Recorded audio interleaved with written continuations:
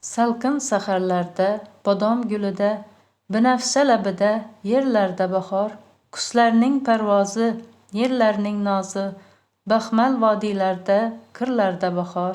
O'zbek xalqining sevimli shoirasi, taniqli jamoat arbobi Zulfiya Isroilova 1915-yil 1-mart kuni Toshkentda hunarmand oilasida tug'ilgan. 1935-yillarda O'zbekiston Fanlar akademiyasining Til va adabiyot instituti aspiranturasida tahsil oldi. So'nggi yillarda Bolalar nashriyotida muharrir, O'zbekiston davlat nashriyotida bo'lim boshlig'i, 1950-yillarda esa O'zbekiston xotin-qizlari jurnalida bo'lim boshlig'i va bosh muharrir bo'lib ishladi. Zulfiya 17 yoshida yozgan Hayot varaqlari birinchi she'rlar to'plami bilan Oydin, Muzayyana, Alaviya, Xosiyat Tillaxonovalar safiga kirib keldi.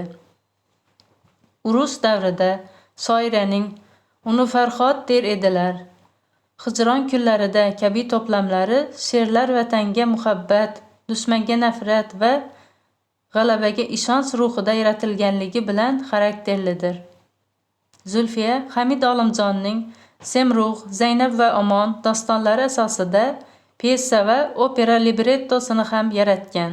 U 1956-yilda Osiyo va Afrika yozuvchilarining Dehlida o'tkazilgan birinchi konferensiyasida qatnashib, mashhur mushoira asarini yaratdi.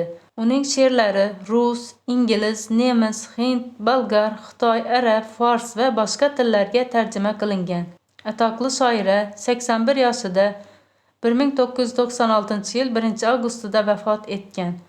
O'zbekiston Respublikasi Prezidentining Zulfiya nomidagi davlat mukofotini ta'sis etish bo'yicha takliflarni qo'llab-quvvatlash to'g'risida 1999-yil 10-iyundagi farmoniga binoan ta'sis qilingan. Mukofot 25 yoshgacha bo'lgan iqtidorli qizlarga adabiyot, madaniyat, san'at, fan, ta'lim sohalaridagi alohida yutuqlari uchun beriladi.